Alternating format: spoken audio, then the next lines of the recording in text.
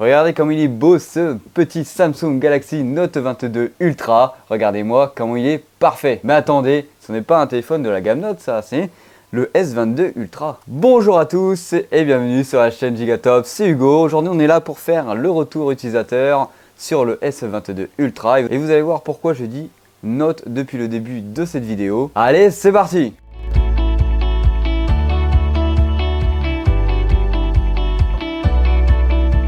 Avant de poursuivre, j'ai déjà fait 2 vidéos sur le téléphone, un déballage et voir ce qu'il y avait dans la boîte et surtout un test photo réel de celui-ci et des résultats qu'il avait dans des situations assez réelles. On va commencer directement sur le design de ce téléphone. Pour ma part, je l'ai pris en noir. Vous aviez d'autres couleurs, comme par exemple la couleur rouge qui a été des couleurs spécialement pour le shop Samsung. Je peux vous dire que la couleur rouge était quand même assez jolie. Je ne l'ai pas pris car c'était un téléphone qui allait arriver quand même un mois après celui-ci, même si on l'avait précommandé. Alors la couleur noire a un dos assez mat derrière qui n'est pas censé laisser les traces de doigts. On a eu cette innovation sur le Note 20 Ultra et ça avait été continué sur le S21 Ultra, sur le Fold.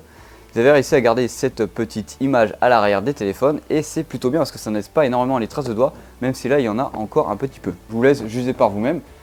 À force de l'utiliser, j'en ai quand même encore un petit peu derrière. Continuons sur l'arrière du téléphone. Ils ont réussi à enfin enlever le gros bloc photo qu'on avait à l'arrière de tous les derniers téléphones Samsung et de tous les derniers téléphones Android. C'est beaucoup plus beau, c'est beaucoup plus propre et ça, c'est ça qu'on aime. On avait déjà vu un avant-goût sur le Z Fold 3. Ils avaient réussi quand même à bien rentrer les caméras et plus faire un bloc assez extravagant qui ressemblait beaucoup à l'Xperia 1 de chez Sony. Mais là, on a vraiment seulement les capteurs qui ressortent à l'arrière et ça, c'est bien pas un gros bloc photo avec un petit côté doré autour des capteurs et ça c'est assez intéressant. De plus, la disposition à l'arrière de ce téléphone est plutôt bien imaginée, c'est un P, c'est très simple, très efficace et ça ne tremble pas énormément sur les tables comparé à ce qu'on avait avant. Maintenant passons sur la tranche basse de celui-ci, vous allez retrouver un petit haut-parleur, l'entrée type C pour recharger ce téléphone, une entrée pour rentrer votre carte SIM dedans et le fameux stylet qui se retrouve dessus, que vous pouvez sortir et déployer facilement à l'effigie d'un Note 20 toujours. Parce qu'on peut, voilà, on va rentrer directement dans le vif du sujet, parce que quand je vous dis qu'il ressemble énormément au Note 20, c'est il a clairement la même enveloppe, c'est le même design, il y a juste le bloc photo à l'arrière qui change, qui n'est pas disposé de la même manière. Et à la rigueur, normalement, l'entrée SIM à l'arrière du téléphone était située en haut de celui-ci, mais c'est exactement la même chose. Alors les gens ne vont pas forcément aimer les côtés carrés, mais moi j'adore. C'est ce qui m'avait fait sélectionner la gamme Note plutôt que la gamme S à l'époque. En parlant des bords, vous avez vraiment des bords assez droits. Le téléphone tient littéralement sur la table en le posant comme ça. Donc vous pouvez le poser directement comme ça sur votre table ou sur votre bureau. On a une finition en aluminium tout autour du téléphone, donc c'est vraiment bien fini. Et c'est vraiment un téléphone vraiment bien fini. Ça fait 2 fois que je vous le dis, mais c'est vraiment assez impressionnant d'avoir un téléphone bien fini comme celui-ci. Certes, c'est un grand téléphone. Ceux qui n'aiment pas les grands téléphones, vous pouvez oublier ce téléphone-là car c'est vraiment un téléphone mastoc qui tient dans la main, qui tient bien dans la main et que le côté assez carré en bas, c'est vraiment très pratique car ça tient vraiment bien dans une main. Vous pouvez facilement mettre votre doigt en dessous et tenir le téléphone. Alors sur ce téléphone, vous allez avoir encore la petite bulle en haut du téléphone. On est habitué, ça ne nous dérange plus, il suffit de mettre un fond avec un haut noir et hop, elle disparaît complètement. Samsung n'a pas fait comme sur le Z Fold 3, une caméra sous l'écran, la technologie n'est pas encore aboutie. Ça marche, mais c'est pas extravagant, on perd énormément en qualité. Mais vu que le but principal d'une gamme S, c'est la photo chez Samsung, il y a intérêt que le capteur frontal soit plutôt bon. Alors maintenant, je vais vous parler de l'écran et du savoir vivre avec, c'est-à-dire en vivant au quotidien au bout d'une semaine. Qu'est-ce que ça donne, qu'est-ce que ça vaut. Et c'est vraiment bien. On a un grand téléphone, on peut facilement regarder du multimédia avec et ça c'est assez intéressant. Vous sortez votre YouTube pour regarder une vidéo ou votre Netflix, etc. C'est assez incroyable toute la superficie que vous allez pouvoir regarder votre téléphone. Bon, moi qui viens d'un Fold, c'est assez petit, mais pour un téléphone classique, c'est vraiment très bien et tu as un plaisir d'utilisation avec qui est beaucoup vraiment intéressant. Alors là, je vais venir à toi, je viens à vous, comme vous le voulez. Regardez-moi la surface qu'on a pour utiliser le téléphone sur YouTube. Alors il y a quand même un petit peu de reflet sur l'écran, mais ça c'est pas très grave, mais regardez-moi ça. Voilà, je vous ai mis la luminosité au max. Regardez-moi comment c'est excellent et agréable de regarder un téléphone comme ça sur YouTube. Et là, si on veut agrandir, bon ça rogne un peu les photos, mais c'est les vidéos pardon, mais c'est assez incroyable comment on peut voir une vidéo et c'est assez agréable d'avoir un écran aussi grand que ça quand on veut faire du multimédia ou autre. Alors là, vu qu'on est en train de parler de l'écran et surtout de la superficie qu'on a sur l'écran pour vivre avec, quand on est sur Twitter, c'est excellent, on a toutes les informations qu'on peut voir sur le fil d'actualité, on peut lire facilement. Si vous avez du mal à lire sur certains téléphones parce qu'ils sont trop petits ou c'est écrit en tout petit, là déjà le réglage par défaut de l'écriture est assez grand, donc on peut facilement le lire et éviter de nous faire mal aux yeux. Alors côté Instagram et Snapchat, normalement Samsung est censé avoir fait des petits partenariats pour améliorer la photo dessus. C'est plutôt bon, ça marche très bien. Plus de bugs dans l'application Instagram par exemple, si vous allez venir faire des petits zooms sympas avec, cropper dans l'image, ça marche plutôt bien, mais si on n'achète pas un téléphone pour aller sur Instagram. Maintenant qu'on a parlé de vivre avec pendant une semaine, je vais vous parler rapidement de l'écran précisément. Alors la luminosité est assez faramineuse sur ce téléphone et ça c'est plutôt intéressant.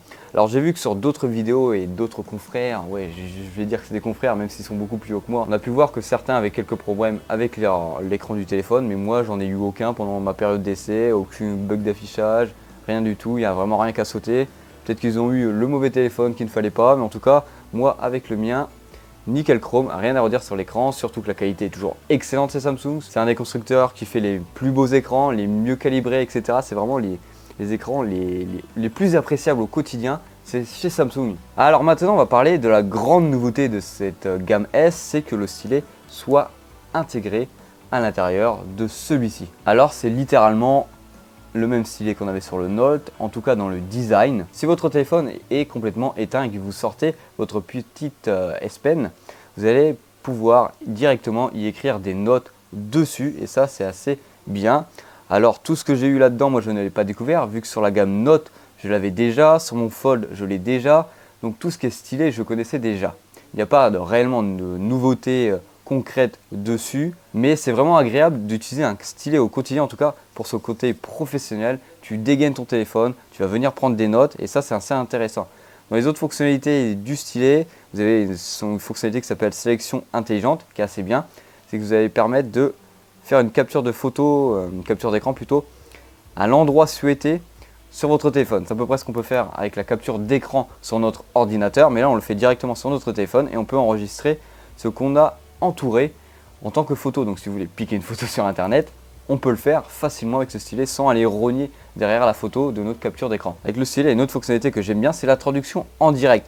C'est tu cliques, tu vas aller sélectionner ta langue, la langue que tu veux traduire, tu vas aller sur le mot en survolant et le logiciel du téléphone va directement traduire de l'anglais au français ou ainsi de suite selon la langue que tu as choisie. Un cours survolant, ça t'évite d'aller copier le mot, d'aller le mettre dans un Google Trad ou dans un DeepL. Alors vous allez me dire, dans un moteur de recherche ou sur Brave, sur Chrome, etc. on peut avoir un raccourci pour traduire, c'est très bien, mais si vous n'êtes pas là-dessus et que vous lisez un article autre part, vous allez pouvoir traduire directement ce qu'il y a écrit, même dans vos messages au quotidien, et ça c'est vraiment bien. Pour finir sur le stylet, c'est vraiment agréable à utiliser au quotidien si vous êtes là pour aller prendre des notes chez des clients, etc. etc. Mais si vous n'avez pas un côté professionnel, pas sûr qu'il soit réellement utile, mais c'est à tester et c'est vraiment plutôt pas mal d'utiliser ça au quotidien. Alors maintenant on va parler autonomie sur le téléphone. On va rapidement tenir la journée, ça c'est pas très compliqué avec les téléphones d'aujourd'hui qui sortent. Ça va être compliqué de tenir 2 jours si vous faites du jeu, des applications qui sont gourmandes sur le téléphone, mais si vous êtes là juste pour prendre des notes, répondre à des appels et pas utiliser du multimédia, vous allez facilement tenir les 2 jours. Donc c'est un téléphone avec lequel vous allez tenir facilement la journée, ça il n'y a pas de défaut là-dessus. Les 2 jours, ça peut être limite si vous n'utilisez pas des grosses applications. Non, ça peut être limite si vous utilisez des grosses applications gourmandes et tout, mais c'est pas grave, de toute façon, vous allez pouvoir recharger votre téléphone beaucoup plus rapidement que l'année dernière. Je crois que vous allez avoir 65% en 30 minutes de charge, si je ne me trompe pas, avec le dernier chargeur de chez Samsung qui n'est bien sûr pas livré dans la boîte. Maintenant qu'on a fait une petite aparté sur tout ce qui était autonomie du téléphone, je vais vous parler de l'aspect son du téléphone. Alors le téléphone crache un son fort. Fort, quand c'est fort, bah ça perd de la qualité et c'est ça le problème. Vous n'allez pas avoir un son très bien dans les aigus, très bien dans les médiums, très bien dans les basses. Bon, vous n'allez pas du tout avoir de basses, mais quand vous mettez le téléphone à fond, ça, j'ai eu quelques tendances à grésiller, mais voilà quoi. Alors comme dit au début de cette vidéo, vous allez avoir un haut-parleur juste ici, là, et vous allez avoir un autre haut-parleur juste au-dessus de la caméra ici. Mais ce n'est pas réellement un son stéréo parce que le micro qui est en bas crache beaucoup plus fort que le micro qui est juste en haut. Donc ça peut gâcher l'expérience un petit peu. Le son n'est pas équilibré de part et d'autre. Mais ça, c'est pas grave. Je vais vous laisser regarder la vidéo 2 secondes. Hein. Hop, avec le son, on va le mettre à fond. Oui, je me rapproche, je suis proche de vous. On va mettre le son à fond. Ultra. Alors le petit zigoto, il est dans ma poche. On va aller le chercher parce qu'il rentre bien dans une poche très tranquillement, même malgré qu'il soit assez imposant. Voilà. Et encore une fois, l'expérience multimédia, elle est incroyable, même si le son n'est pas folichon. Alors, loin de là de vous dire que le son est dégueulasse, le son est plutôt bon, c'est bon, mais voilà, comparé à mon Fold 3, ça n'a rien à voir. Alors, sur le téléphone, j'ai vraiment 2 haut-parleurs de part et d'autre, le son est vraiment bien réparti, il n'y a pas de fausses notes, etc. On peut regarder des films Netflix ou des vidéos YouTube tranquillement. Là, vous n'allez pas passer des heures et des heures à regarder un film. Alors maintenant, on va passer sur la partie photo. La partie photo, je ne vais pas en parler énormément dessus, car j'ai fait une vidéo complète sur le niveau en photographie de ce téléphone. Je vous invite à aller la voir, elle devrait s'afficher juste ici. Elle est sortie la semaine dernière normalement, si je ne me suis pas trompé dans mes comptes. Alors, on va pas parler des caractéristiques des capteurs, de toute façon vous les connaissez déjà, mais si vous ne les connaissez pas, ne vous inquiétez pas, en description il y aura toujours un lien pour aller voir les caractéristiques de ce téléphone précise. Alors, en niveau photographie, pour une personne lambda, c'est vraiment bon, ça fait vraiment le taf, il y a vraiment une polyvalence entre tous les capteurs qui est assez incroyable.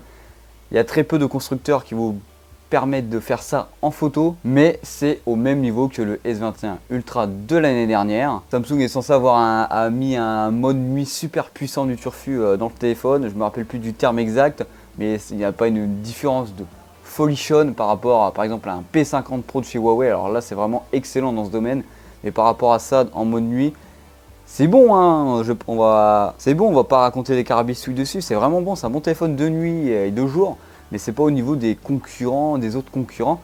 Mais par contre, au niveau de la polyvalence sur ce téléphone-là, au niveau de la photo, il n'y a vraiment rien de mieux. Alors pour conclure sur cette vidéo, je vais vous dire un truc, la gamme Note n'est pas morte, c'est elle, la gamme S, le fervent successeur de la gamme Note. Tous ceux qui n'ont pas l'habitude de ce genre de téléphone carré avec un stylet, ça peut les frustrer au début, mais tous ceux qui étaient avec une gamme Note et qui attendaient le grand retour, il est fait pour vous ce téléphone, il n'y a vraiment rien à redire dessus concrètement, c'est vraiment de la chiponnade. Si on veut lui trouver des défauts, il va vous plaire, il est grand, c'est beau, vous allez avoir un bon multimédia, un son correct, des photos ultra polyvalentes et ça c'est beau. Allez, n'hésite pas à mettre en commentaire ton avis sur ce téléphone et ce que tu aurais souhaité que Samsung mette dedans par exemple. N'hésite pas à t'abonner, à liker et à faire tout ce qu'il faut, ça fait toujours plaisir. Allez, je vous fais un gros bisou, salut!